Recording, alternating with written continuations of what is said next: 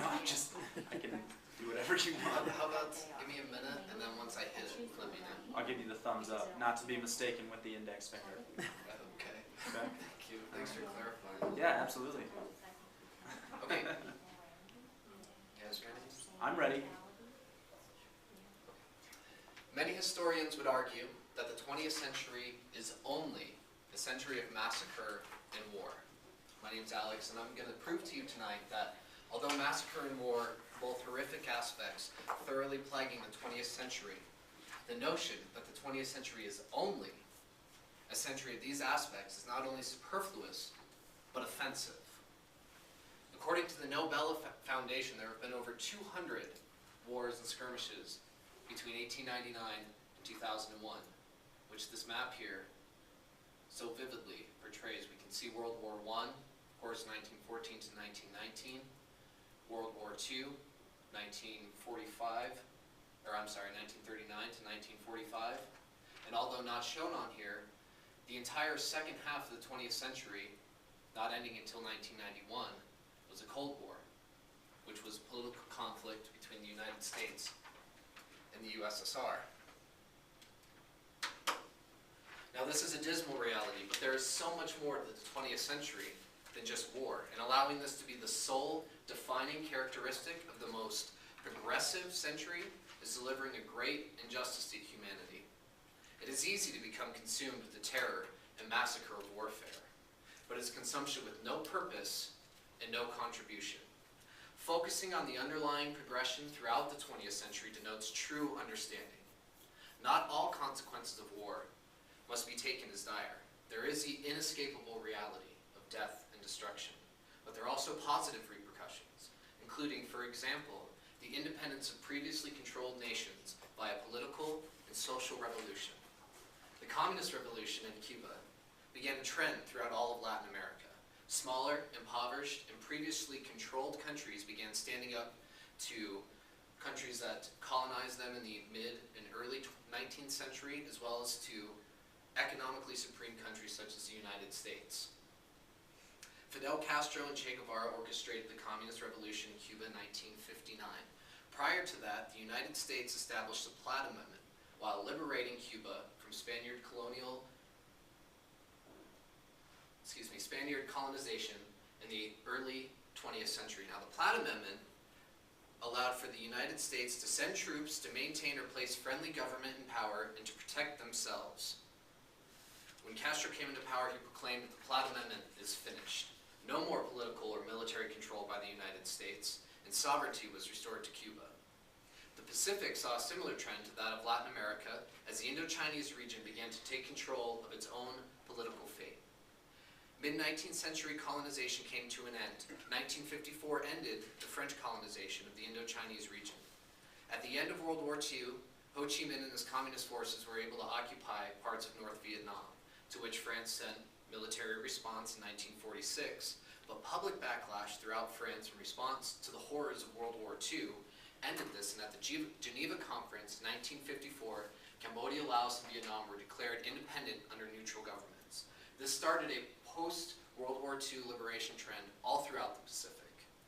Countries that had long been denied the ability to decide for themselves the fate of their people, the fate of their countries, were finally, although not easily obtained, granted the opportunity to do just this. In addition to this political revolution, a change of gender roles gained rapid momentum throughout the 20th century. World War II created a climate for total redefinition of oppressive and discriminatory gender roles. Because of the demand for troops, there is a labor shortage in nearly every major country. For example, in the Soviet Union, women in industry increased by over 60% throughout World War II. This was the same in nearly every other country. This ended the jobs defined by gender and beginning of women in, quote, dangerous jobs, women in law enforcement, firefighters, and especially women working in factories. The feminist movement exceedingly gained momentum, especially in Western cultures, out of World War II. This gained fuel from gender liberation in jobs and allowed women to become more involved in political and social aspects of life.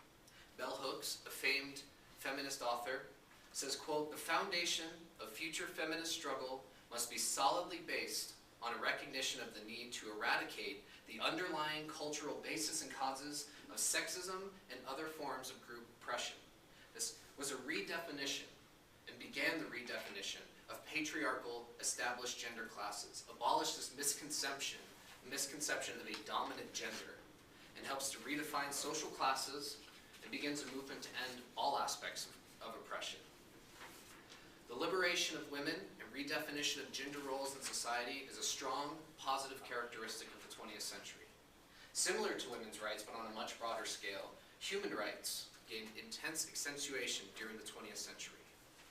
The horrors of World War II, the death toll, the damage, both physical and emotional, spurred a movement to global awareness of inalienable human rights. The United Nations, at the end of World War II at the Yalta Conference, 1948, there was the establishment of the Universal Declaration of Human Rights, the preamble to which states, recognition of the inherent dignity and of the equal and inalienable rights of all members of the human family is a foundation of freedom, justice, and peace in the world. This worldwide consciousness of humanity was born out of the great sacrifice of World War II and a general movement to expand and improve the protection of human rights. In addition to this came different organizations such as Amnesty International and the Human Rights Watch, both independent organizations dedicated to defending and protecting human rights. This compassion for humanity and an international interest in preserving the right to fair treatment are key elements of progressive thought adopted during the 20th century that cannot and should not be ignored. To deny the implications of war and massacre during the 20th century is lunacy. But to proclaim it a century of only these events is equally farce. The progressive nature of thought and social responsibility spread throughout the 20th century negates the dismal notion that nothing positive has been gained at the hands of this great sacrifice. Liberation of countries subjected to colonial rule up until the mid-20th century gives hope to nations attempting to define their own fate. Restructuring of gender roles begins the laborious process of tearing down an oppressive patriarchal society. An international declaration of human rights fuels a global consciousness that strengthens humanity. Learning from the horrific consequences of the 20th century gives hope to perpetuating existence, creating an international community, and working together to preserve humanity. Hope is the central theme of the 20th century. Progressive thought meets advanced ability and deep compassion to create an environment ripe for long-lasting, positive change. So out of great tragedy and great sacrifice comes great opportunity. An opportunity to embrace progressive thought and humanist lifestyles. An opportunity to abandon old prejudices and abolish injustices born of hatred, discrimination, and ignorance. The 20th century is a century of progress and a century of hope.